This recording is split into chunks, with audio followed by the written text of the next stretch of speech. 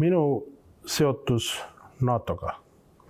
Ma arvan, et see hakkas päris alguses siis, kui Eesti Vabariik hakkas NATO vastu huvi tundma. Kuskil 1994. aastal, eks me kõik tea, et 2. veebruaril liitus Eesti partnerluse rahu nimel programmiga. See oli meie esimene samm NATO liikmesuse suunas. Ja mina tulin suvel tagasi Šveitsist õppimast ja sain Kaitseministeeriumis olles esimese ülesande kirjutada kokku partnerlusprogrammi esitlusdokument. Ja eks me siis seda kolmekesi koos Sander Soone ja Leitnant Kuusega tegime. 3 noort meest, vanematel inimestel arvatavasti oli sellal veel natukene rohkem aukartust NATO ees. Ja sealt asi lahti läks. Järgmisena tuli planeerimise ülevaateprotsess, siis tuli intensiivne dialoog ja lõpuks liikmesuse tegevuskava.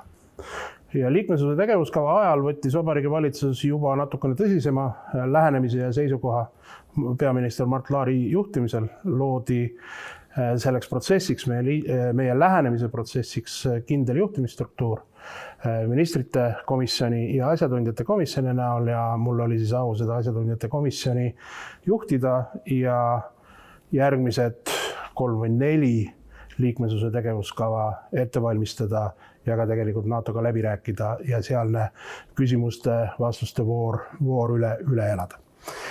Ja istusin ka sellel ajal saalis, kui Eesti Praha tippkohtumisel kutse sai. Siis oli põhimõtteliselt asi tehtud ja võis minna järgmistele tegevusaladele ja mängumaadele mängima. Mis selles protsessis kõige keerukam ja raskem oli võib-olla esimesed aastad, esimesed päevad, sellepärast, et ega seda usku meie võimalusse NATO liikmeks saada nüüd eriti palju ka ei olnud. Ühelt poolt ei olnud usku, aga teiselt sellist usku, et ega meid niikuinii sinna ei võeta, aga oli ka selliseid inimesi, kes arvasid, et ega me tegelikult sinna minema ei pea.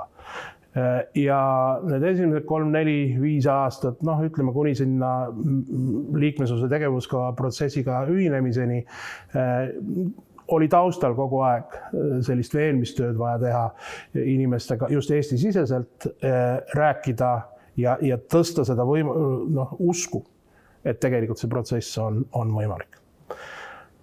Kui midagi sellest protsessist meenutada, mis oleks niimoodi apokriiva väärtusega, siis ma mäletan, ma ei tea, kas see oli esimese või teise liikmesuse tegevuskava kaitsmisel Põhja-Atlandi nõukogu ees. Meil oli Tallinnas päris suur delegatsioon, Sulev Kannike, Väino Reinart, Harri Tiido ja mina. Ja meil oli lisaks sellele, et me kõik olime Eesti välisministeeriumist või Kaitseministeeriumist, oli üks ühine omadus, me olime kõik habemes. Nii et me istusime laua taga, 4 kõik NATO selle NAC-i laua taga, 4 reas, nii et Sulev nägi välja nagu Lenin, Väino nagu Engels ja mina Harriga nagu Marx.